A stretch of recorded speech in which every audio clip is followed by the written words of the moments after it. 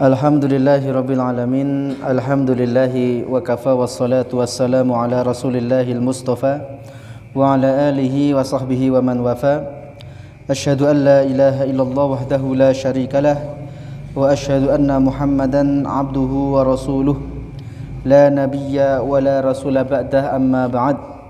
Allahumma salli wa sallim wa barik ala sayyidina Muhammadin wa ala alihi wa sahbihi ajma'in. Wa tafila rahimakumullah. Untuk malam hari ini kita ingin melanjutkan membaca kitab Mas'uliyatul Ab. Alhamdulillah sudah dapat kitabnya. Mas'uliyatul Abil Muslim fi tarbiyatil walad fi marhalatit tufulah. Tanggung jawab seorang ayah muslim dalam mendidik anak pada masa kecil. Ya, karena bagaimanapun mungkin ini menjadi kesalahan kita bersama lah. Jarang di antara kita dulu yang sekarang sudah menikah, itu sebelum menikah mungkin dulu tidak pernah belajar bagaimana menjadi ayah itu. Tidak ada kan dulu yang sebelum nikah menyelesaikan beberapa kitab dulu tentang ayah. Iya kan? Tidak ada. Ya, kita sadari. Tapi jangan sampai hal itu juga terjadi kepada anak-anak kita, kepada generasi setelah kita. Jadi nggak apa, mungkin sekarang masih ada yang kelas 1 SMA, nggak apa-apa. Ya, kita baca biar nanti menjadikan bekal ketika kalian akan menjadi ayah yang sebenarnya. Pada pertemuan dulu kita sudah membahas beberapa hal. Di antaranya adalah beliau menulis bab tentang Mas'uliyatul Ab fi takwinil usrah. Tanggung jawab ayah untuk membentuk satu keluarga. Nah, itu diawali dulu dengan memilih pasangan. Nah, karena bagaimanapun anak punya hak untuk mendapatkan ibu yang baik untuk mereka. Sebagaimana anak pun punya hak untuk mendapatkan ayah terbaik untuk mereka. Adapun apa-apa saja kemarin sudah kita bahas. Nah, yang kedua di sini beliau Dr. Adnan Baharith menyebutkan yang berikutnya adalah tentang walimatul urs. Walimatul urs atau walimah pernikahan. Karena bagaimanapun nanti setelah memilih pasangan yang akan ia nikahi, kemudian dia akan melakukan walimah. Wa yustahabbu lizawji an yuqima walimah bimunasabati zawajihi. Dianjurkan bagi suami untuk mengadakan walimah berkenaan dengan pernikahannya. Meskipun rata-rata kalau di sini istri malah ya. Yang adakan walimah itu pihak atau dua-duanya. Tapi yang lebih besar kayaknya istri. Yad'u ilaiha ba'da akribaihi wa asdiqaihi. Nah, dia mengundang untuk menghadiri walimah sebagian kerabatnya dan kawan-kawannya. Wa dzalika liqaulihi alaihi salatu wassalam aulim walau bisyah. Hal ini karena Rasulullah SAW bersabda, adakanlah walimah meskipun menyembelih seekor kambing. Ini Abdurrahman bin Auf kalau tidak salah. Beliau Rasulullah mendapati kok Abdurrahman bin Auf hari itu beda. Ada bekas-bekas minyak wangi, rapi gitu kan. Ini apa Abdurrahman? Saya habis menikahi wanita Ansor wahai Rasulullah. Dan Rasul mengatakan aulim walau bisyah. Kalau kamu menikah, adakanlah walimah meskipun hanya menyembelih seekor kambing.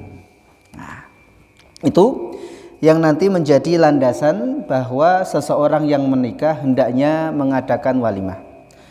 Tapi perlu diperhatikan, masalah walimah ini jangan terlalu memaksakan hanya untuk mengikuti gengsi. Karena sekarang saya lihat rata-rata sudah 4 hari ini sekarang kan. Kalau dulu awal-awal kan ada yang 2 hari, paling lama 3 hari lah dulu saya lihat.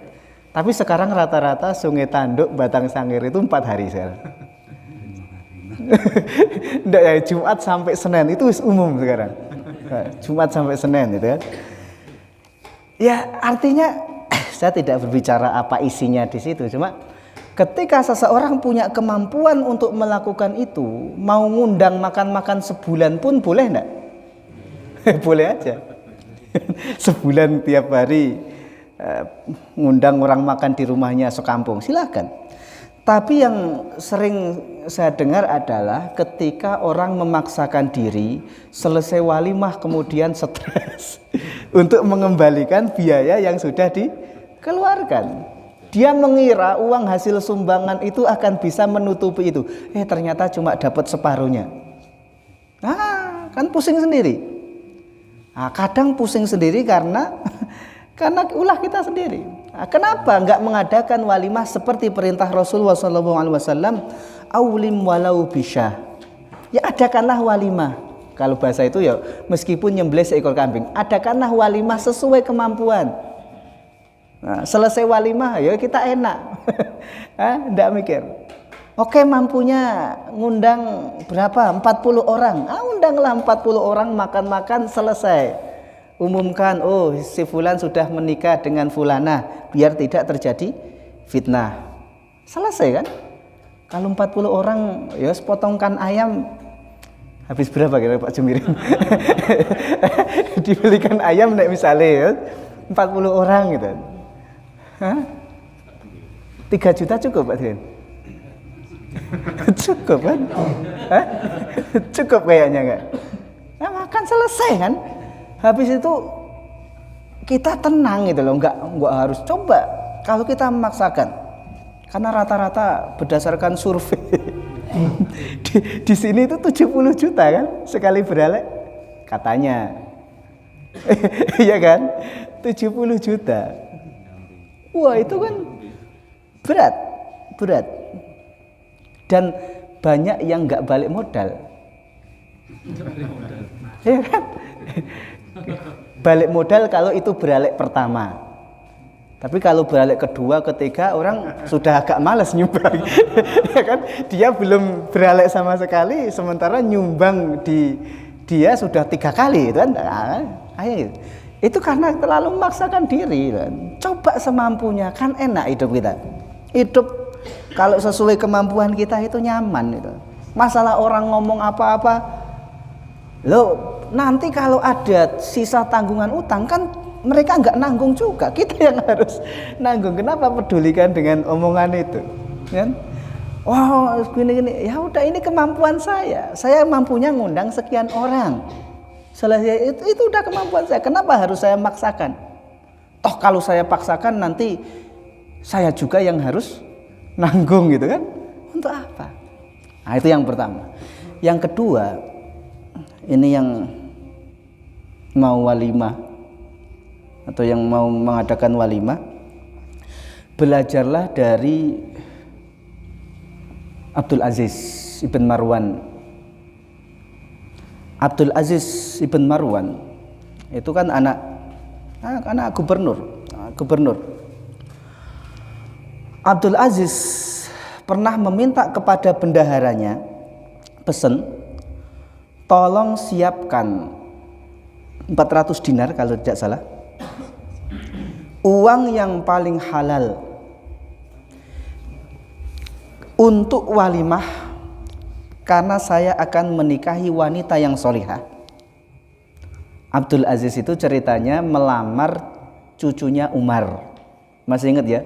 Umar yang ketika dia keluar malam-malam terus mendengar percakapan antara ibu dan anak gadis penjual susu itu, ya kan?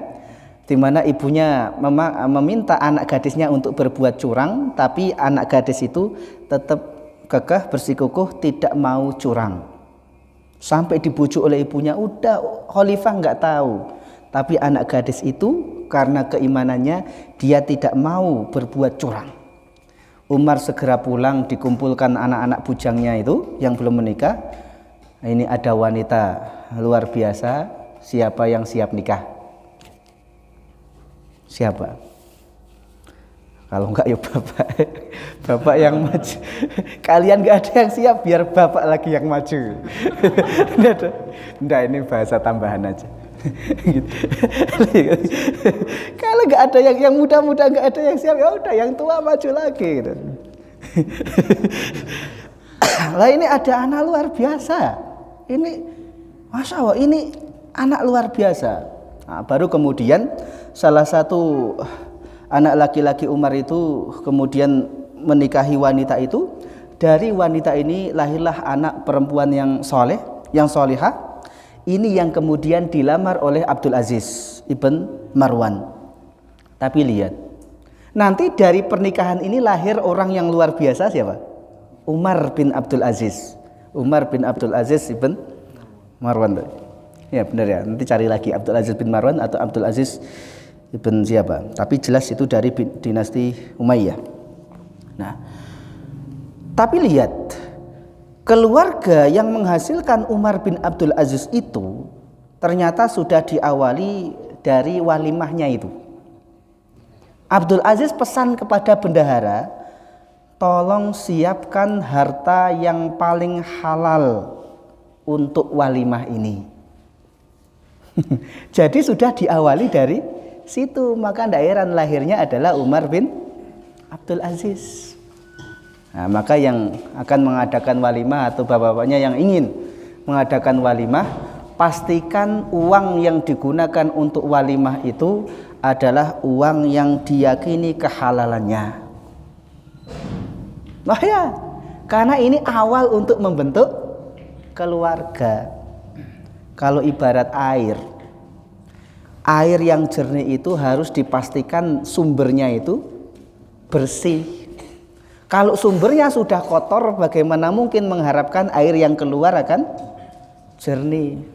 Wong sumber yang bersih keluar bersih aja nanti lama-lama jadi keruh gitu kan? Karena lingkungan sekitar sama. Nah, apalagi kalau sumbernya kotor. Nah, ternyata membangun rumah tangga itu diawali dari walimah itu. Jadi adakanlah walimah semampunya, tidak usah nuruti apalah gengsi gaya, tapi yakinkan bahwa yang digunakan untuk mengadakan walimah itu adalah harta yang jelas yakin kehalalannya.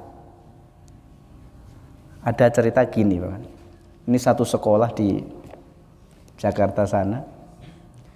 Itu kalau ada anak yang sudah nggak bisa diatasi, itu dipanggil orang tuanya, terus gurunya itu ngomong begini, lalu saya nggak tega.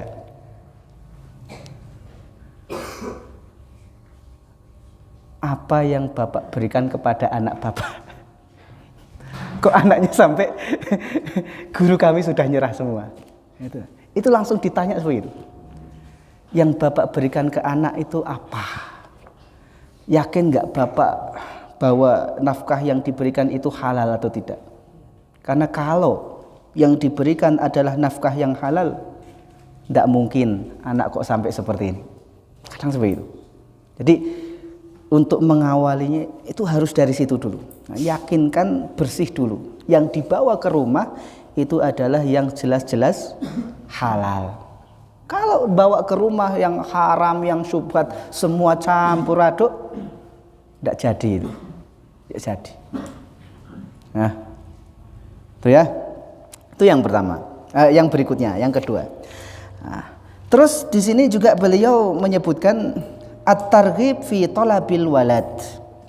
Nah, setelah kemudian menikah, membangun rumah tangga itu, maka dianjurkan untuk segera punya momongan.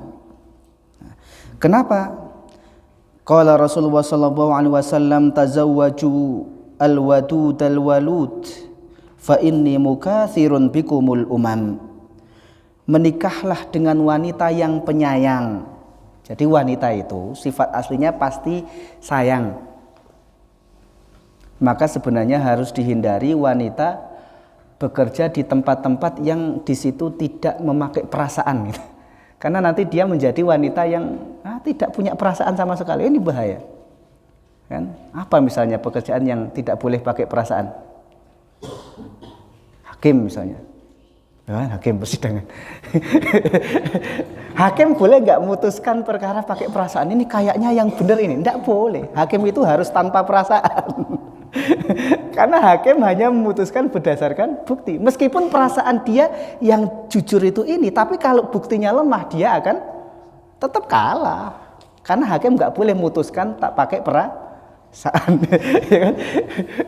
Nah, kalau wanita kemudian dia sebagai hakim terbiasa dengan seperti itu, kebawa ke rumah, akhirnya melihat anak-anaknya sudah tanpa itu bahaya. Karena harusnya wanita itu adalah al-wadud, penyayang.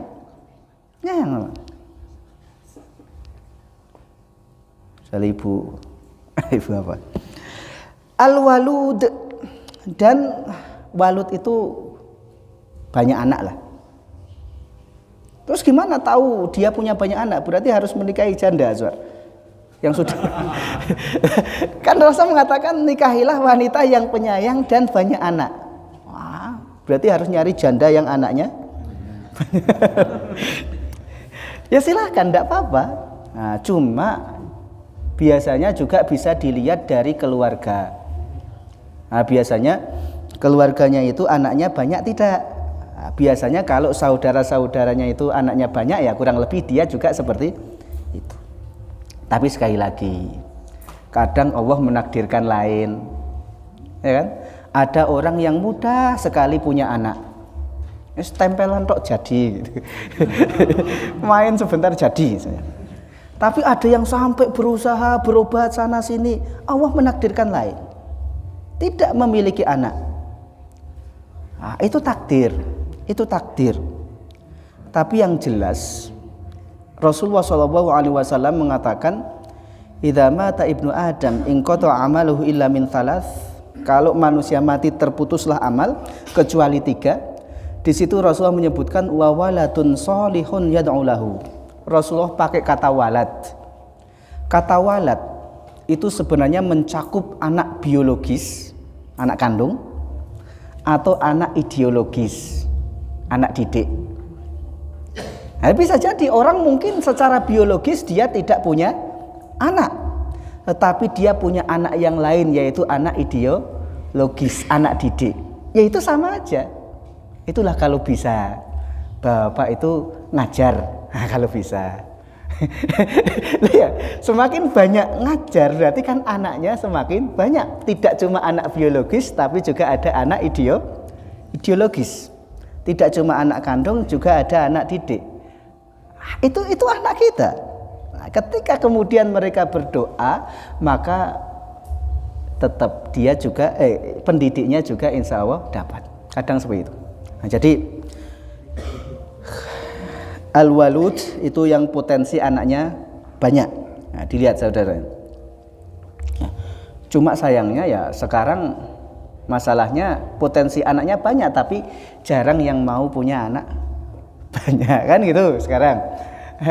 Semakin tinggi pendidikan justru kadang orang semakin takut. Orang-orang dulu pendidikannya mungkin tidak setinggi orang sekarang. Dulu SD aja sudah alhamdulillah sekalian Pak Dirin ya. SR ya, dulu SR katanya ya. Sekolah itu sudah alhamdulillah bisa membaca, itu sudah alhamdulillah. Anaknya banyak tapi ya terurus gitu. Kan jadi orang semua, nggak ada yang jadi sapi. Jadi orang semua gitu. Ayo banyak kurus gitu. Nah, kadang sekarang itu sudah sarjana semua, tapi justru tawakalnya kepada Allah itu kalah sama orang-orang dulu. Wah, banyak yang dipikirkan, pertimbangan ini. Wah, ini timbang-timbang. Enggak bergerak. Tapi ya bukan berarti kemudian nekat ya, tetap butuh ini. Cuma ya. Fa inni mukatsirun bikumul umam, karena sesungguhnya aku itu Rasulullah SAW itu nanti senang bangga ketika umatnya, jumlah umatnya banyak. Maka yang baik-baik kan harus diperbanyak. Bapak yang masih mungkin nambah, masih mungkin tambah. Orang-orang baik harus ditambah jumlahnya. Loh ya kan, bapak yang sholat, itu kan anak-anaknya harus banyak. Sayang kan? Sayang, biar bumi ini nanti dimakmurkan oleh orang-orang yang sholat. Nah kalau yang sholat, yang baik-baik sudah nggak mau lagi nambah, akhirnya yang memakmurkan orang-orang yang kan gitu. Orang-orang yang nggak mau ibadah, itu yang kemudian masalah. Karena yang ibadah sudah tidak mau lagi punya anak, buka pabrik lagi. Itu ya. Nah, jadi tidak usah lah. Karena sebagian orang ada yang ketika sudah menikah pun kemudian masih mendahulukan karir. Udah ya, kita sepakat menikah, tapi kita tidak punya anak dulu karena saya masih merintis karir. Nah, kadang kebablasan. Begitu karir dikejar, umur sudah nggak memungkinkan untuk punya anak. Jadi nah, bahkan sekarang ada gaya hidup child free ya, bebas anak. Oke, kita menikah tapi syaratnya kita nggak punya anak ya, anak bikin ribet. Itu sekarang muncul kayak gitu, orang menikah tapi nggak mau punya anak. Oh, sekarang di kota-kota besar seperti itu. Jepang itu diperkirakan tahun berapa itu kekurangan orang. Kenapa? Karena yang muda-muda itu sekarang takut punya anak, sehingga angka kelahiran dengan angka kematian itu tinggi angka kematian. Maka sekian tahun ke depan orang yang muda sudah nggak mau menikah. Nah, ini sudah tua-tua semua. Siapa? Pindah ke Jepang. Jepang, Korea itu angka kelahiran sangat rendah. Karena mereka ya membayangkan kayak gitu. Punya anak itu ribetnya bukan main itu. Ribetnya bukan main menurut mereka. Padahal ya punya anak nggak punya anak ya sama-sama ribet. Mending punya anak. Kan? Seperti itu ya. Jadi nanti Azwar kamu menikah ya kan, menikah ya nggak usah tunda. Memang pernikahan itu adalah untuk salah satu tujuannya untuk mendapatkan keturunan. Nggak usah ditunda-tunda, ngejar karir, ngejar apa. Nah, yang berikutnya masalah membentuk keluarga di sini juga beliau menyebutkan tentang qawamatur rajul, qawamah seorang laki-laki. Ayat yang sering kita baca. A'udzubillahi minasyaitonirrajim. Ar-rijalu qawwamuna 'alan nisa bima faddalallahu ba'dahum 'ala ba'd wa bima anfaqu min amwalihim. Yaqulu Ibnu Katsirin fi tafsirihi hadhil ayatu ar-rajulu qayyimun 'alal mar'ah ay huwa ra'isuha wa kabiruha wal hakimu 'alaiha wa mu'addibuha idza wajjat. Ibnu Katsir mengomentari atau menafsirkan ayat ini, yang dimaksud dengan kata qawwam itu kalau kita baca terjemahan maka akan dijumpai pemimpin gitu toh. Laki-laki adalah pemimpin atas wanita gitu. Tapi kalau kalian baca tafsir, maka misalnya tafsir Ibnu Katsir di situ beliau menyebutkan di antara makna qawwam adalah rais, pemimpin, kabir, pembesar. Yang namanya pemimpin, pembesar dalam rumah tangga, ketika ada masalah siapa yang harus maju duluan? Pemimpinnya lah, jangan sembunyi di balik. Istrinya suruh ngadepin, suaminya sembunyi di kamar. Apa itu? Tunjukkan pemimpin itu ya ketika ada masalah dia yang berdiri di paling depan untuk mengatasi masalah itu, bukan sembunyi. Kan seperti itu. Itu qawam. Tapi kalau ada suami setiap ada masalah istrinya yang disuruh maju, itu dipertanyakan qawamahnya. Bagaimana mungkin? Ya? Pemimpinnya kok malah sembunyi. Nah, itu mulai kalian latihan dari sekarang. Karena mau nggak mau sekarang kalian pun akan menghadapi masalah. Jangan lari. Pemimpin itu nggak lari dari masalah dan itu juga nggak menyelesaikan masalah kalian. Kalian punya masalah apa? Lari ngindar sana, ngindar sini, mau sampai kapan gitu. Belajar jadi pemimpin sebelum nanti jadi pemimpin beneran dalam rumah tangga. Oke, ada masalah, saya hadapi, selesai, sampai selesai. Sampai selesai. Nah, seperti itu. Itu qawwam. Itu qawwam. Itu kalau yang bulat nggak jelas. Ya. Wal hakimu 'alaiha. Di antara makna qawwam menurut Ibnu Katsir juga adalah hakim. Hakim. Namanya hakim berarti dia harus memutuskan dan juga harus adil. Hakim harus berani memutuskan. Hakim kok nggak berani memutuskan, itu gimana persidangannya? Nah, sekarang kalian harus mulai belajar memutuskan sesuatu yang memang itu harus kalian memutuskan, putuskan. Setelah diputuskan selesai, tidak usah seandainya. Itu kan? Fa inna lau taftahu abwabasy syayatin. Karena ucapan seandainya itu akan membuka pintu-pintu setan. Kalau kalian harus memutuskan sesuatu, oke, saya putuskan saya ini. Setelah diputuskan, tanggung jawab dengan keputusannya itu, tidak usah berandai-andai. Wah, seandainya, coba seandainya, enggak. Ini sudah diputuskan, saya tanggung jawab dengan keputusan saya. Nah, itu harus seperti itu. Kalau kalian sekarang tidak bisa memutuskan sesuatu, nanti ketika kemudian menjadi kepala rumah tangga, itu juga akan menjadi kepala rumah tangga yang jawabannya selalu terserah ibu, terserah mama lah apa. Jangan seperti itu. Itu kalau ini rumah tangga yang sering terjadi, keputusan apapun selalu jawabannya adalah terserah wong omah. Bapak, kalian kepala rumah tangganya, masa keputusannya?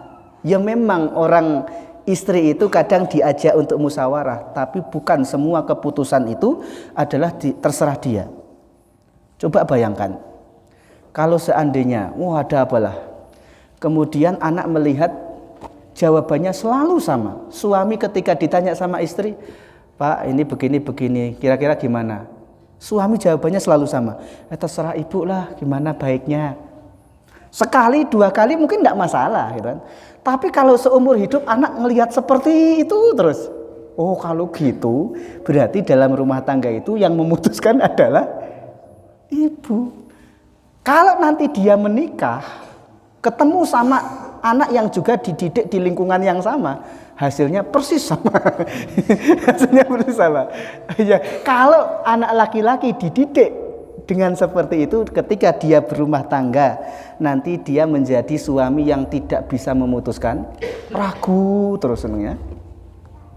Kalau anak perempuan dididik dalam rumah tangga seperti itu, kalau bahasa dokter siapa ya, itu nanti akan jadi Fir'aun kecil itu. Dia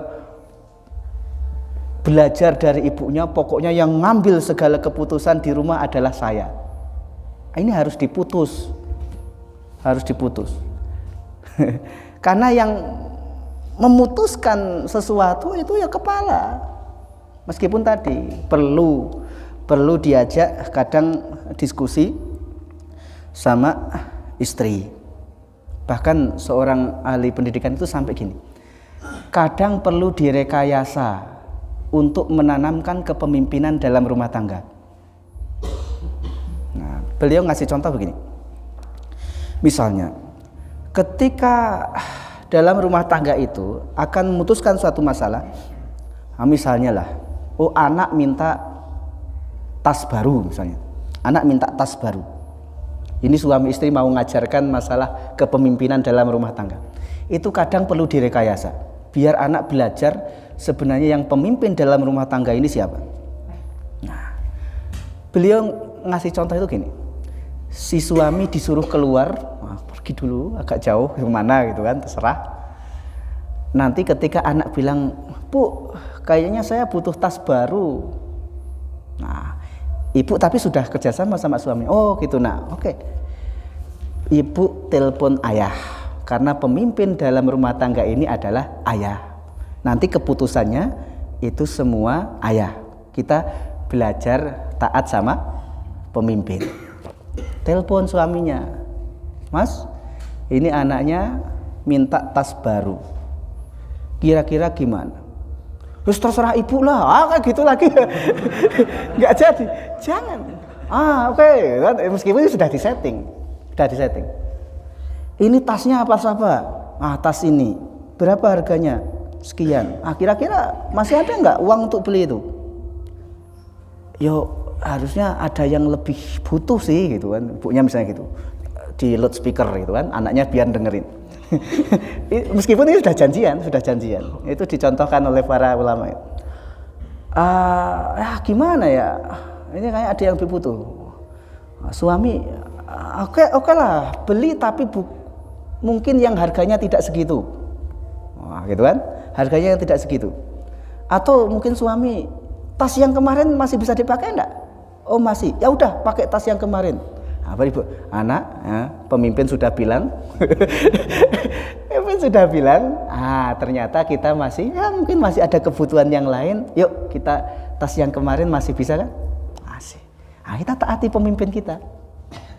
Itu untuk latihan kepemimpinan kadang perlu disetting seperti itu kadang. Nah, maka ya hakim itu harus ngambil keputusan, jangan jadi peragu, ini ragu, ya kan? Karena dia terus terang, kita udah sekolah SD 6 tahun, SMP 3 tahun, SMA 3 tahun, berapa itu? 12 tahun, tambah kuliah 4 tahun, 16 tahun, ya 16 tahun, biaya tidak murah, yang dihasilkan orang yang ragu-ragu nggak bisa ngambil keputusan. Ya, ambil keputusan kalau memang harus, tanggung jawab dengan keputusan itu, selesai. Dan juga ini yang kadang sebenarnya ini bahaya dalam rumah tangga itu, ketika ada ibu menjelek-jelekkan ayahnya di depan anaknya. Wah, itu fatal. Enggak ada ibu-ibu ya. Mudah-mudahan dengar. Kalau ibu-ibu sedang marah dengan suaminya, silahkan mungkin marah. Tapi jangan sampai menjelek-jelekkan suaminya di hadapan anaknya. Wah, itu jatuh harga diri ayah. Enggak dianggap ya. Wah, itu fatal. Ya.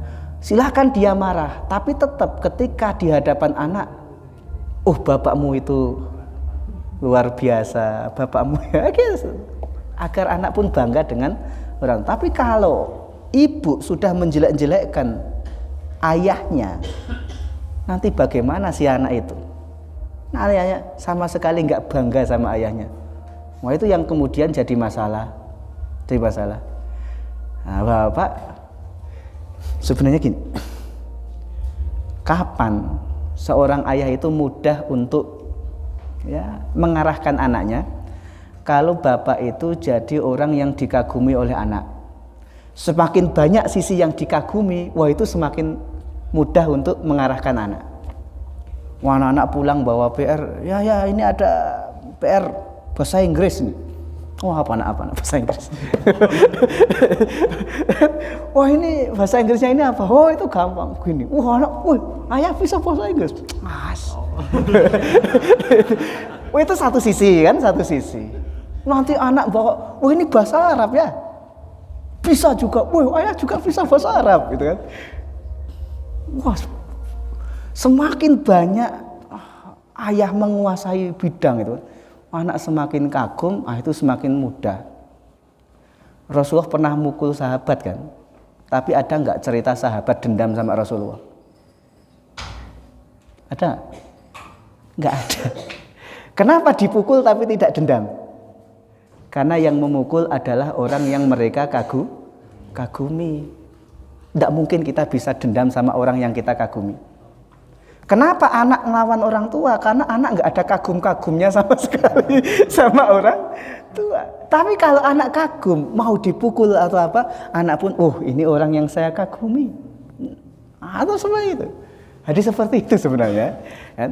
Jadi ayah yang dikagumi oleh anak, semakin banyak sisi yang dikagumi, itu insya Allah akan semakin mudah dalam mengarahkan anak. Memang harus dicari ini potensinya apa. Bahasa Arab tidak bisa, bahasa Inggris nggak bisa. Apa kira-kira? Iqra. Tidak apa-apa. Tidak apa-apa. Bilang sama anaknya, Pak, anak, Bapak memang mungkin tidak bisa baca Quran selancar kamu, tapi Bapak akan terus belajar. Meskipun Bapak kesulitan, Bapak terus belajar. Tapi terus buktikan, belajar terus. Anak kagum, wih Bapak, Iqra enggak mudeng-mudeng tapi berangkat. Tidak apa-apa gitu kan. Tapi anak kagum, semangat belajar. Nah itu nanti kalau anak sudah kagum, wih Bapak semangat belajarnya luar biasa. Terus Bapak, ayo nak belajar. Wah dia, karena ada yang dikagumi. Tapi kalau anak enggak kagum, enggak bisa. Bapaknya, ayo belajar. Ya, ngomong kosong kan gitu. Awalnya cari. Mungkin ada yang penampilannya rapi. Kadang seperti itu. Anak ada kan kadang anak itu seneng niru penampilan orang tuanya gitu kan.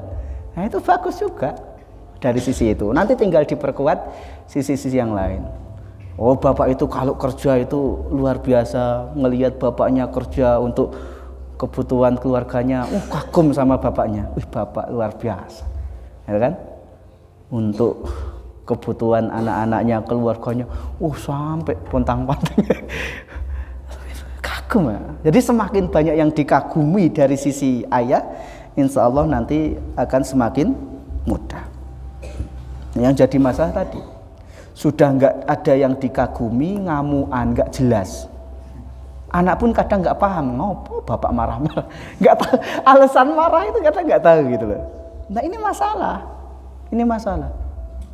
Nah kadang tanya anak, loh kamu kenapa dimarahi? Nggak tahu saya kenapa kok dimarahi. Kadang anak seperti itu.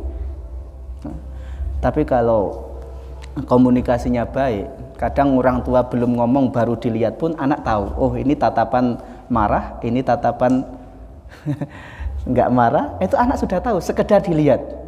Nah, sudah gitu kan. Nah, seperti itu. Nah, memang harus dicari potensi kekuatan kalian itu masing-masing di apa. Para sahabat pun punya potensi masing-masing. Dan tidak semuanya harus potensi. Contoh sahabat yang Saifullah, mana Ihsan Saifullah? Saifullah Al-Maslul, siapa San? Saifullah siapa? Sahabat yang julukannya Saifullah. Loh. Khalid ibn Walid. Pernah nggak kalian baca? Khalid bin Walid pernah ngimami yang dibaca surat pendek, keliru. Tapi lihat jawaban Khalid. Ketika Khalid surat pendek keliru gitu. Jawaban Khalid luar biasa. Sagolanil jihad. Apa artinya? Ya wajar, saya keliru baca surat pendek, saya sibuk dengan jihad. Nggak sempet saya belajar Quran, sibuk dengan jihad. Wah keren kan? Nah kalau kalian apa coba? Wah salah, sagolani apa? Saya sibuk dengan apa? Nggak bisa. Khalid, saya ya wajar saya keliru. Memang Khalid, ya mungkin secara keilmuan bukan di situ Khalid, jauh dengan Abdullah ibn Abbas, Abdullah ibn Umar itu kan. Tapi tadi Khalid punya jawaban yang keren kan? Sagolanil jihad. Wah saya wajar lah saya nggak hafal atau keliru-keliru hafalannya karena saya sibuk dengan jihad. Dan memang terbukti kan, mana medan jihad yang tidak dimasuki oleh Khalid. Nah, itu layak ngomong gitu. Nah sekarang alasan apa yang mau kita, misalnya anak tanya, Pak ini apa ya gitu kan, nggak tahu, ini nggak tahu. Bapak sebenarnya taunya apa? Gitu. Iya kan? Mana sisi-sisi yang Bapak kuat di situ perkuat. Nah, nanti anak kagum di situ. Maka gini, kalau baca Umar bin Abdul Aziz itu, Umar bin Abdul Aziz itu kan yang diurus luas ya. Itu sampai Afrika, sampai wah luas sekali. Tapi masih sempat didik anak. Nah itulah kadang kita itu merasa, wih saya sudah nggak sempat didik anak gitu kan. Saya sibuk sampai anak nggak sempat dididik. Sesibuk apa sih kita dibandingkan Umar bin Abdul Aziz? Yang mikirin sekian, Umar bin Abdul Aziz itu masih sempat. Nah ini silahkan nanti dipraktekkan. Di antara yang dilakukan oleh beliau adalah seminggu sekali maka beliau akan membaca Quran sekaligus memahami sekeluarga bergiliran. Ayo baca. Itu giliran. Ayah, ibu, anak. Itu kan indah ya. Nah, seperti itu. Ternyata salah satu cara Umar bin Abdul Aziz mendidik anak-anaknya yang kemudian nanti jadi anak-anak yang luar biasa itu, salah satu yang dilakukan, yang dipraktekkan oleh beliau, maka beliau selalu menyempatkan minimal seminggu sekali untuk mentadarus Al-Quran, mempelajari Al-Quran bersama dengan anak-anaknya. Sempatkan. Yo kalau sibuk yus ada waktu lah, mungkin seminggu sekali habis subuh lah. Habis subuh itu kumpulkan anak-anaknya, ayo baca. Nah, itu kan nanti ketika membaca Quran berapa ayat, satu ayat. Nah, baca artinya. Nah, nanti kan ada dialog. Nggak ngobrol sama anak baca Quran. Ketika kemudian baca Quran, apalah misalnya baca ayat ini, biasanya anak nanya, ini maksudnya apa ya? Kan gitu Kak? Ini maksudnya apa? Pasukan gajah. Ini pasukan gajah. Pasukan gajah ini gimana sih ya gitu kan? Itu kan mau nggak mau. Oh itu gini lah. Itu bapak juga belum baca. Tapi misalnya beri bapak waktu seminggu ya. Biar nanti bapak cari itu cerita tentang pasukan gajah. Kan gitu. Terus bapaknya nyari, nanya. Oh ternyata surat Al-Fil itu begini. Wah udah ketemu minggu depan. Oh gini nak ceritanya. Ceritakan tentang pasukan gajah gini. Setiap ketemu ayat begini, oh ini ayat itu bercerita begini nak. Sehingga nanti diharapkan anak-anaknya itu kagum dengan Quran. Quran ternyata sehebat itu ya. Semua ada gitu kan. Cerita sepertiga Quran itu cerita. Tapi cerita yang benar. Bukan cerita fiktif. Cuma masalah di kita itu jarang bercerita kepada anak. Itu sebenarnya masalah. Maka mulai sekarang nggak apa-apa cerita, meskipun datar gitu, nggak apa-apa cerita kepada anak. Dipaksakan mulai. Yang masih punya anak kecil terutama. Yang besar pun nggak apa-apa, karena biasanya yang paling mudah untuk menanamkan pelajaran itu lewat kisah, tapi kisah yang jelas, yang memang real, nyata, bukan yang karang-karangan. Seperti itu. Wah itu akan ngobrol saya yakin. Atau bapak apalah baca Quran satu-satu.